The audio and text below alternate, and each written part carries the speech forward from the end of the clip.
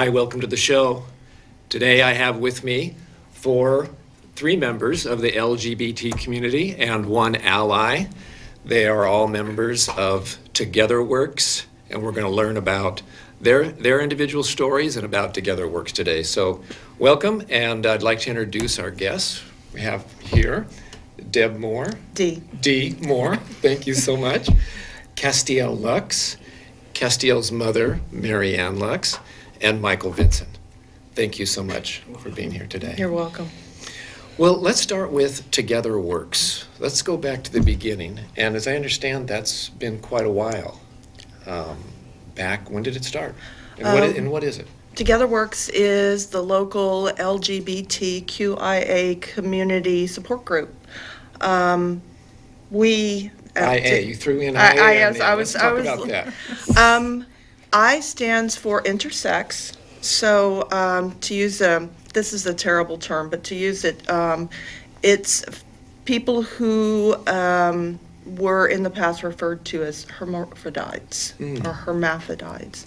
That is a violent, ugly, prejudicial term, and we use the term intersex now. And the A stands for asexual, because there are many people who identify as asexual these days. And our support group is 25 years old. Congratulations. Thank you very much. 25 years this past summer. Yes. And you had a celebration. We did. We had our 25th anniversary Pride in the Park. So that was really exciting. McMinnville's only had 2 Prides, both of which I had the pleasure of helping put together. And we were able to honor this year our founder, who created the group. So that was really exciting. Well, tell us about the foundation. That is a story. Once upon a time, a long time ago, there was a wonderful man who is named Bernie Turner, and he was a pastor of First Baptist Church. Bernie is a civil rights leader. He marched with Martin Luther King Jr. In many of the civil rights marches. And when he came to McMinnville to be a pastor here, he was approached after some time by a young lesbian who was in his congregation who needed a place to be safe and to have community and support. So Bernie, being the amazing person he is, a leader in civil rights, created Together Works. And it started off with just a couple of LGBT members, and at that time they didn't even have the B and the T. It was just L and G. And Gay and lesbian. Gay and lesbian. It was GL then. Yeah, it was. Okay. And there were quite a few folks who came who were allies, and the group kind of grew. And this was in the early 90s, if I did my math right. 91. 91. Michael's one of our more earlier members. He was there a few years after the founding. Right. I came shortly after the founding. Don Hutchinson, who was the leader at the time, invited myself and my spouse, Lynn, to come and to find safety and companionship and support, and we were very well received, and it changed our life tremendously. So how has the group changed over the years? We've got, thank you, Jolene. Well, we started off, as I said, with the G and the L. Okay. And then we added the B, and I'm bisexual, so that actually makes me really happy. And then we added the T, and now we've added the QIA. So we've grown not just in our rainbow alphabet, we have grown in our community too. We have increased our activities, our outreach, I should say. We have been activists at times when there have been measures on the ballot. We have worked to bring one of our founders, Don Hutchinson, used to do he used to help out at St. Barnabas. So we've been out in the community in a quiet way, but we've been around and we've been growing. So your mission now, what does it look like? What do you do? What do you offer the community? How do you reach out? And what's maybe your primary motivation for being an organization? Michael? Support and to feel safe, a place where you can feel safe, a place where you can feel supported, a place where you can find others who understand what you've been through as you've grown in time through your discoveries of yourself. It has been for myself a really important awakening about the greater community. My wife and I were extremely closeted, and we didn't have we didn't have any community really. And so when Don Hutchinson invited us to the group, that's when it began to open up for us what it meant to be LGBT. And now, as time goes by, Q, I, and A. So that, to me, is very important at this point for people to feel safe in this community, especially with the changes that are happening politically and the people not feeling safe at this point in time. And we want them to know that Together Works is a place that they can come and be able to learn more about themselves, or to be able to share their life with us. Or to just be out. Or just to be out, right. Because often it's not possible to be out in your public life, in your work life, or with your family or friends, but you can come to a group meeting and you can be out. You can dress as your authentic self. So if you're in transition but you haven't come out, you can dress as woman if that is where you're transitioning to. And it gives you an opportunity to feel safer as the person that you are. Or educated. And we offer education, and one of the meetings that is coming up is going to be for health issues, how to deal with a lot of fear that may be going on in your lives, because you may fear that you're going to be bullied or attacked, or you're going to be made to come out and shamed. Those kinds of things are very paramount in our community, and if you can come to a group where you can feel safe and you can learn how to deal with some of these issues, it's very helpful that people can learn these things. So come to a group. Let's nail that down a little bit. When and where? Tuesday. There I go again. I am on gay time today. It is the second and fourth Monday of each month, 7 p.m. in First Baptist Fireside Room. Fireside room. Star room sometimes. Yes, right. First room. It's the first room on the left if you come in the Cal Street right. entrance. The Fireside Room at the First Baptist Church Right. on the second and fourth Mondays of Of the every month, month at correct. 7 o'clock. Right. Welcome to come. Oh, Anyone's welcome to absolutely. come. We are happy to have you. And Michael, as Michael was pointing out, we do have educational programs, and a couple of our educational programs that are coming up is the health. And we also are going to discuss, is there going to be, as you know, there was a shortfall with Measure 97 falling through during the general election. There's also the concern that the Affordable Care Act will be done away with. And so we're looking at addressing those issues, because we do have several many trans people in the community who are going to be worried about, will they be able to get their hormones? Will they have access to surgery?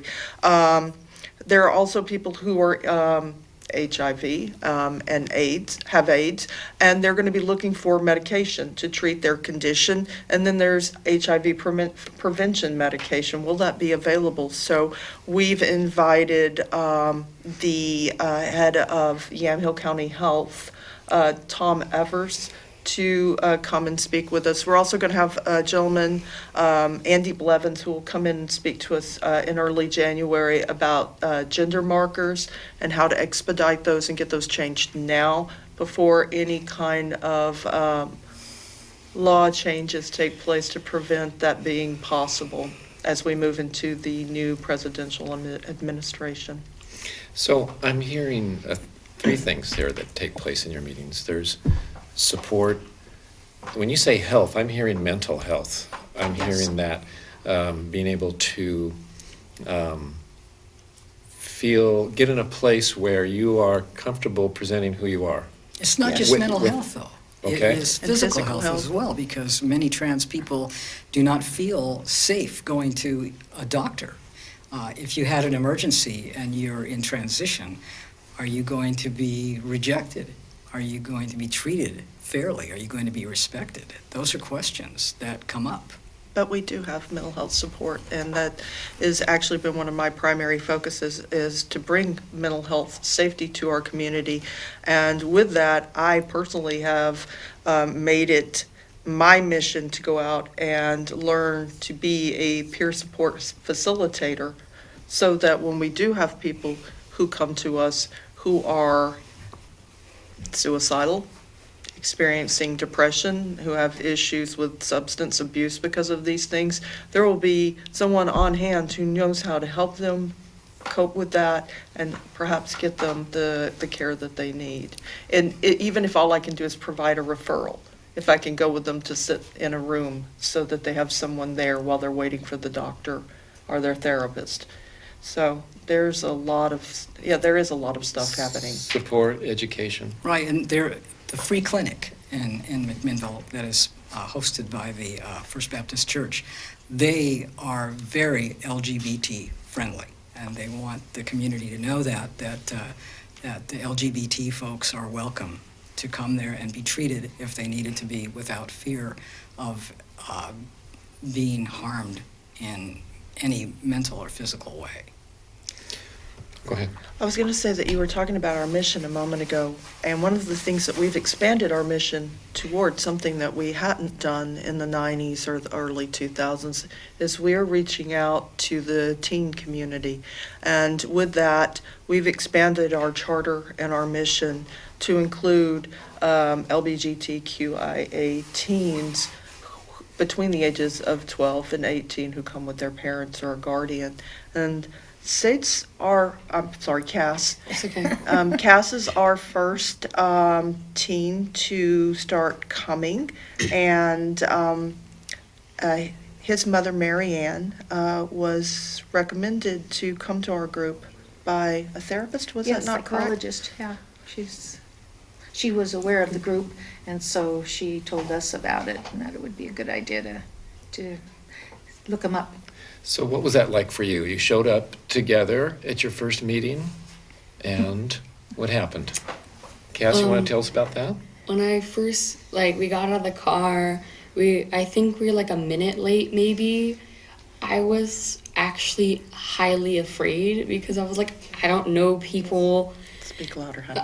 I don't know people much, and I'm not good at talking to people. So when I first got in there, I met Michael, and I don't know exactly what I said, but near the end, after I met some people and I talked, at the end, I remember wearing a flower crown, and Michael said that I looked like a gay dude. But for me, I felt accomplished because that's what I want. I don't want to look like a girl. I don't want to look like I'm trans. I want to look like I'm just a guy. I was born that way.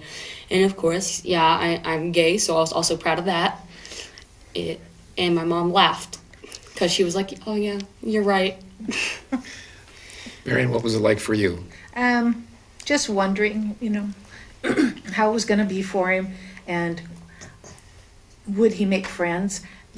Being a trans is we live out in the country a little bit and very isolating, had a hard time in middle school in Amity and elementary. And so I just wanted him to be someplace where he felt comfortable with people, not necessarily just trans, but like the LG community, just everybody, and someplace he could go and talk about what's happening with him, because he doesn't always tell me, and he sometimes doesn't tell his therapist, but just someplace that was comfortable and would be fun.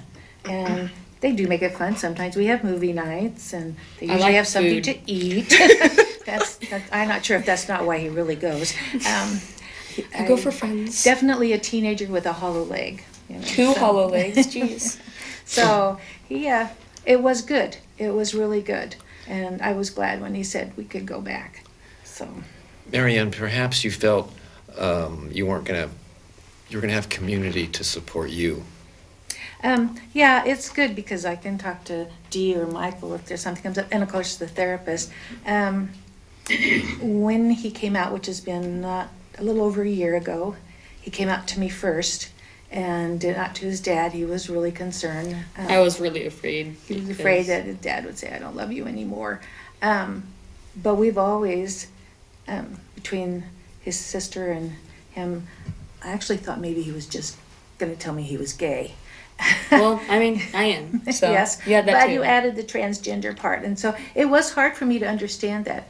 I actually had to buy a book to read about it and figure out that transgender is a gender thing, and gay is a sexual thing. And so to differentiate the two, because people will come up and they'll say, "Well, he's choosing that," and it's like, no, he's not choosing to be a transgender. That's how he was born. He was born with the identity of a male inside of him. He's choosing to be gay, maybe. What? I'm No, I'm offended. sorry. But the No, sexuality part is the gay. So it's, even trying to get that through our heads. And then 3 months later, he said, "Okay, I think I'm ready to tell Dad." Well, he knew something was up, but he thought the gay part too. And then when it came out, he actually did so much better. He just said, "Well, what am I going to do? I'm not going to stop loving him. He's my child." And he sometimes remembers to call him Cass better than I do. Yeah, to be honest, when I told my dad, I was with my therapist, and I didn't want to tell him because, like, it was not the gay part; it was the trans. We haven't told him I was gay yet, but Mom's giving little hints, so it's pretty good. But the trans, when I was there, I remember crying at one point, like not like before that, thinking that he didn't want me anymore or stuff. But when I'm actually happy because my dad, like, I was hiding behind pillows when it happened, but my dad was like, "I don't mind, you're you, and I'll care for you." And I was actually really happy about that, and it just felt good to know that my family's okay with it. But, like, to be honest, my sister was second to know, and she was just like, "Why can't you tell him? I mean, he's gonna be okay. I mean, no matter what, it's just gonna happen sooner or later." So it's kind of there.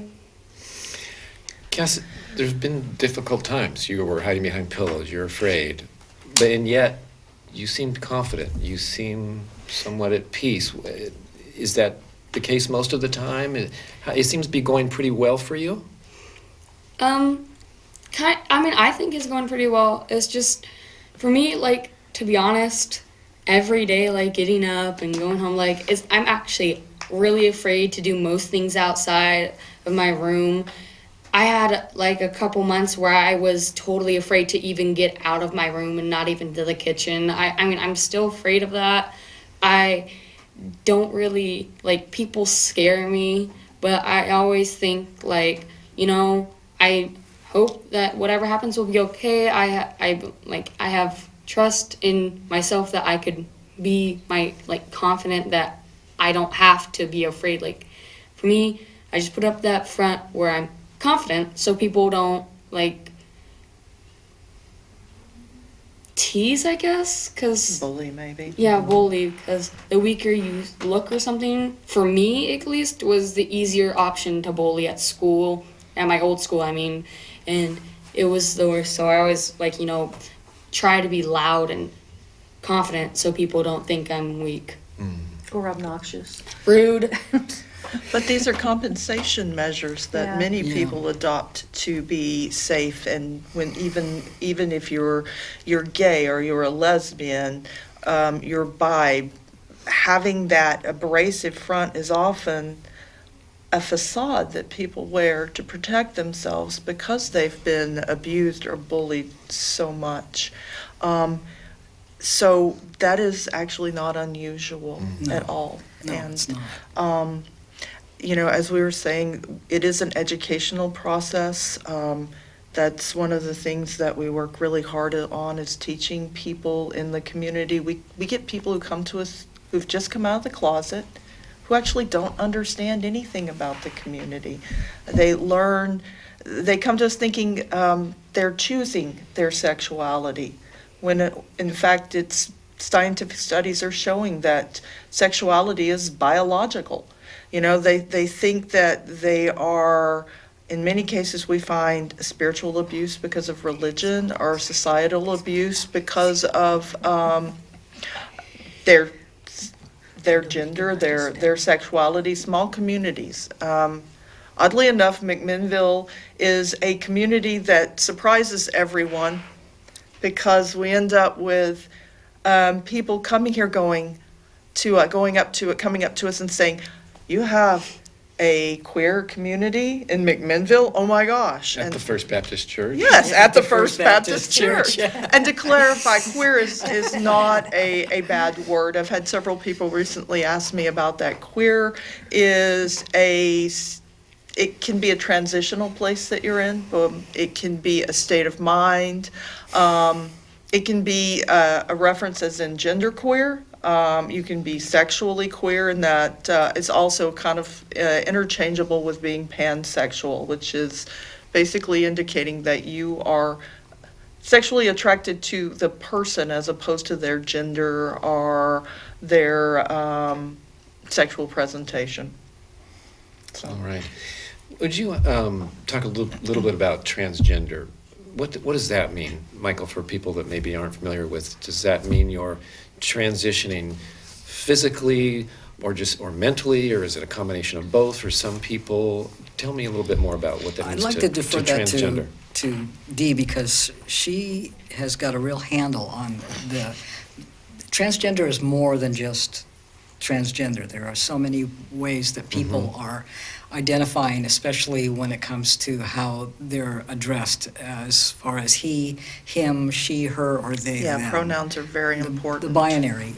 Non-binary. Non-binary. So there, I cannot speak to transitioning male to female. I can tell you what the state of the gender studies and gender activism is, which I'm heavily involved in.